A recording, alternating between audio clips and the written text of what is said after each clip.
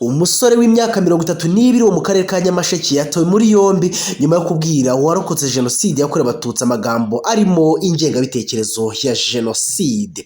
Uyu musore ni iki cyaba cyateye kumubwira cyangwa se kubwira n'umubyeyi aya magambo yuzuyemo ingengabitekerezo ya jenoside?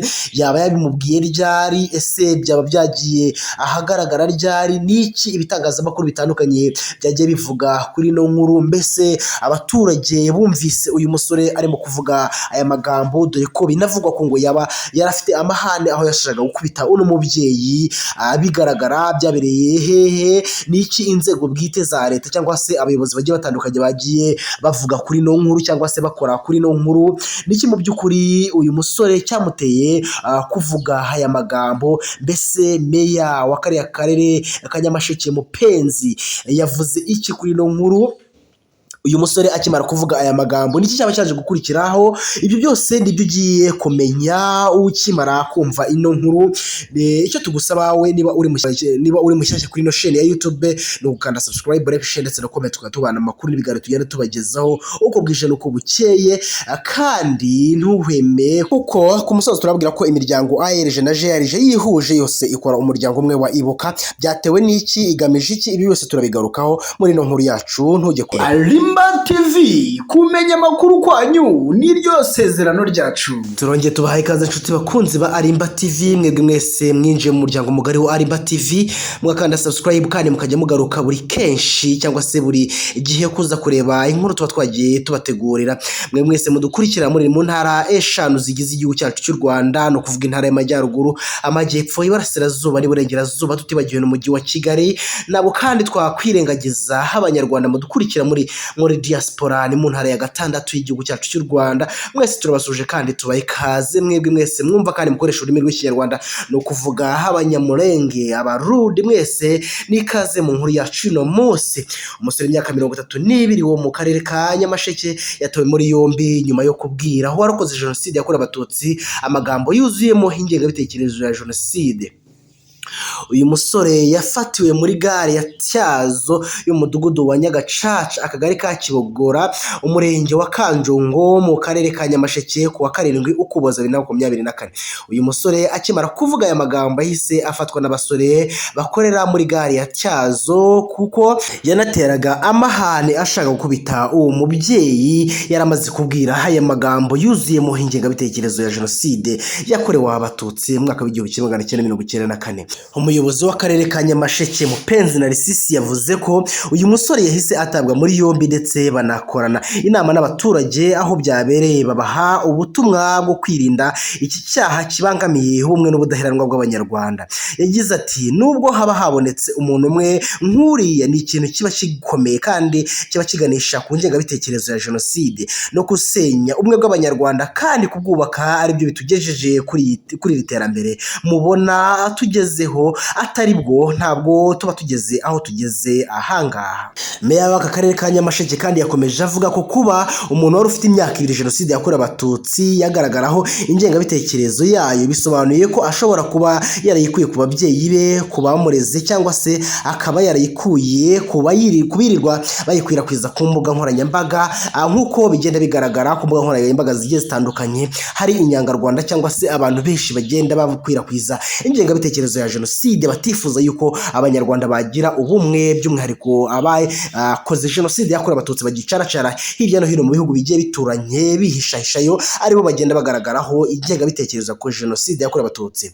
Igize ati kandi iyo umuntu avuze amagambo y'ingengabitekerezo ya jenoside biba bigaragaza ko atayobotse ubuyobozi bukuru bw'igihugu cyacu, kandi iyo atabuyobotse aba afite abandi yayobotse. Niyo mpamvu twahagurukanye n'inzego z'umutekano tuza kubwira abaturage ngo ntimuzemere umuntu wese washaka kudusubiza inyuma, kuko aho twavuye ni kure kandi nitwe tuhazi, nitwe tuzi ubusharire n'ububi bwaho. Bityo rero tugomba guhaguruka tukarwanya icyadusubiza inyuma icyo ari cyo cyose.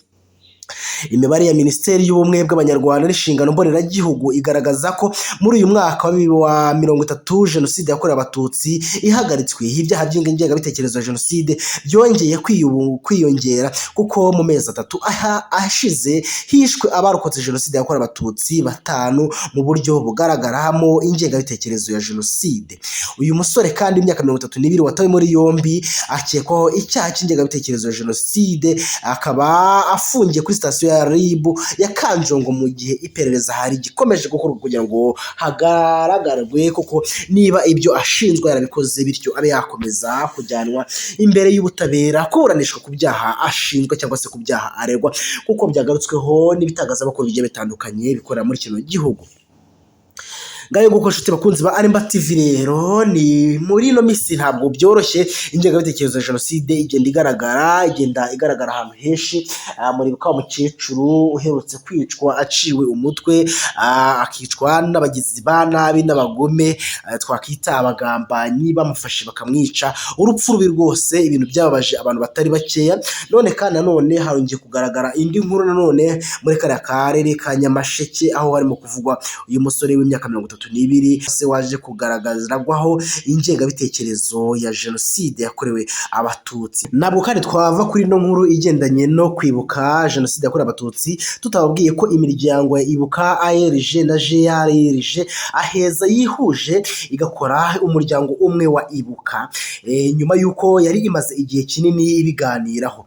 Ni icyemezo cyatangajwe kuri itariki yo ku cyumweru tariki 8 Ukuboza 2024 n'umuryango wa Ibuka. Iki cyemezo kandi kiri mu rwego rwo gushyira hamwe hagamijwe kongera imbaraga no guhuza ibikorwa mu mikorere y'imiryango y'abarokotse Jenoside yakorewe Abatutsi mu mwaka w'1994. Amakuru dufite ni uko hari hashize imyaka irenga 5 ibyizi impinduka biganirwaho, ndetse inama iheruka guhuza abayobozi b'imiryango ibifataho umwanzuro. Mu itangazo ryashyizwe hanze na Ibuka ryatangaje ko izakomeza guharanira ko amateka ya Jenoside yakorewe Abatutsi atakibagirana. Yagize iti nyuma y'imyaka 30 Jenoside imaze ihagaritswe, aracyagaragara ingaruka za Jenoside mu Rwanda ndetse no mu mahanga. Umuryango Ibuka ukaba ukomeje gufatanya ndetse no gufata ingamba zo guhangana nazo no kuzikemura burundu. Umuryango Ibuka ufatanyije n'Abanyarwanda by'umwihariko muri rusange ndetse n'inshuti z'u Rwanda uzaharanira ko amateka ya Jenoside yakorewe Abatutsi atazibagirana,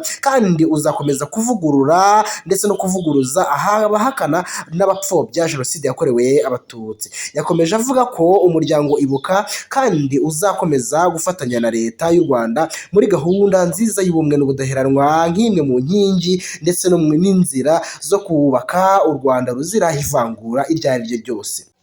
Nyuma y'iki cyemezo cyo guhuza iyi miryango, inteko rusange yatoye abayobozi b'umuryango wa Ibuka, aho Dr Philbert Gakwanzire yagizwe perezida, naho Christine Muhongayire yagizwe vice perezida wa mbere, Blaise Ndizihiwe hagirwa vice perezida wa kabiri, Louise de Montfort Mujyambere agirwa umunyamabanga mukuru. Hatuwe kandi Aline Mpinganzima nka komiseri ushinzwe urubyiruko, uburenganzira n'umuco. Gervais Bayingana yagizwe komiseri ushinzwe kwibuka, ubudaheranwa, ubutabera no kubaka amahoro arambye. Monique Gahongayire yagizwe komiseri ushinzwe ubuzima, imibereho myiza no kwimakaza uburinganire. Evode Ndatsikira we yagizwe komiseri ushinzwe ubushakashatsi, iterambere, kubaka ubushobozi n'ishoramari. Ibuka yashinzwe mu mwaka w'1995 mu rwego rwo guharanira inyungu z'abarokotse Jenoside yakorewe Abatutsi, kubika amateka yayo ndetse no guharanira ko itazasubira ukundi. Ikorera mu Rwanda ndetse no hanze y'igihugu. Aya mavugurura yabaye areba Ibuka yo mu Rwanda, kuko imiryango Ibuka yo mu bindi bihugu izakomeza gukora uko byari bisanzwe, ariko itahiriza umugozi umwe n'ikorera mu gihugu cyacu cy'u Rwanda. ARG yashinzwe n'abanyeshuri 12 bigaga mu cyahoze ari kaminuza nkuru y'u Rwanda mu mwaka w'1996, nyuma iza kugenda yaguka ikwira no mu zindi kaminuza kaminuza ndetse itaretse mu mashuri yisumbuye cyangwa se segonderi. GALG yaje kuvuka muri 2003 ifite intego yo kongera ubushobozi n'imiryango y'abarokotse jenoside yakorewe abatutsi no gufatanya n'abandi banyarwanda kurwanya jenoside n'andi makimbirane hubakwa iterambere ry'u Rwanda. Nshuti bakunze ba Arimba TV, tubashimire mwese mudahwema kuba natwe mu biganiro n'amakuru tugenda tubagezaho. Mukomeze mugubwe neza kandi amahoro y'Imana bane namwe, twibuke twiyubaka. Arimba TV ni televiziyo ibagezaho amakuru yizewe kandi acukumburanye ubuhanga. Ngende Alexis Barusha, muhora n'Imana, amahoro y'Imana habane namwe. Amakuru yizewe kandi anoza acukumburanye ubuhanga n'abanyamakuru b'intyoza n'andi we yakuretse kuri sheni ya YouTube yitwa Arimba TV. Kanda subscribe, like, share na comment, ntiwibagire gukanda ukazogera niba uri mushyashya kugira ngo ujye umenya amakuru agezweho kandi ku gihe. Arimba TV, kumenya amakuru kwanyu niryo sezerano ryacu.